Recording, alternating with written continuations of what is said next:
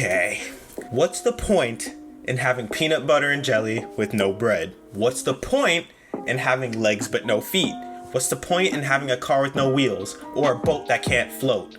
What's the point in having a difficult to obtain exotic weapon or armor piece, but it sucks complete ass? Yeah, you know where I'm going with this.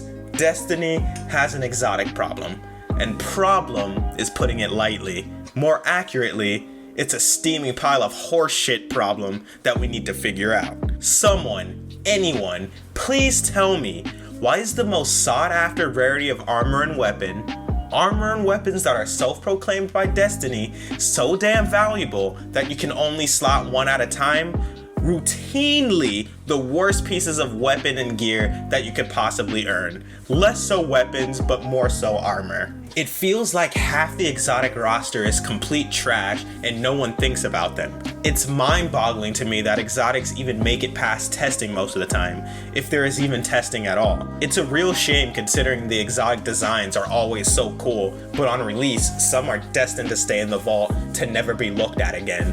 There are a lot of problems with exotic armor and weapons, but the designs aren't one of them. It seems like every season we get a useless exotic. What's the point of wasting development time on a piece of armor that you're going to nerf into oblivion and no one is going to use it anymore? It's honestly genuinely perplexing to me because no one wins in this situation. The player is unhappy because the armor sucks. The dev team, I would imagine, is unhappy because they wasted valuable time on something worthless that no one is even going to look at again. Yes, I'm currently looking at you, point contact brace. It came in a little hot, but then recently got nerfed into uselessness. Why?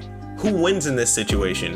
Who benefits from this balancing strategy? The answer is no one, but it's mind-blowing to me that it's still the course of action Bungie takes. I think I can speak for everyone when I say it would be better to bring up shitty exotics to make them good than to turn good exotics into shit, which is what they do way too often. It seems obvious to most people, but why does this keep happening? The Aeon exotics deserve more.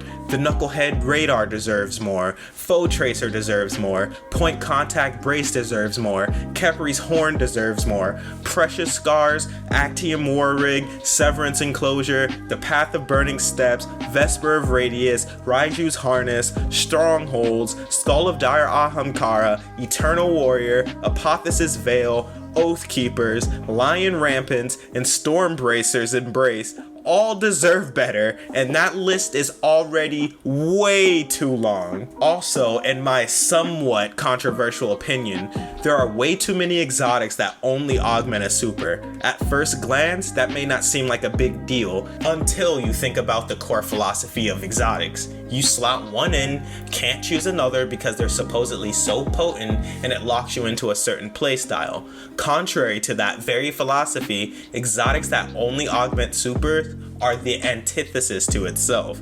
You only slot them when your super is charged and you're about to use it.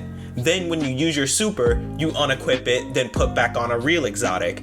One that, dictates your playstyle. Just to add insult to injury, equipment locked activities is just frustrating for those exotics if you want to use any of them, because if you want to use them, you're forced to use an exotic that is useless in around 70% of your playtime, and that just feels bad. All of this is just a long-winded way to ask, when the hell is Exotic 3.0 coming? Because I think we need it now.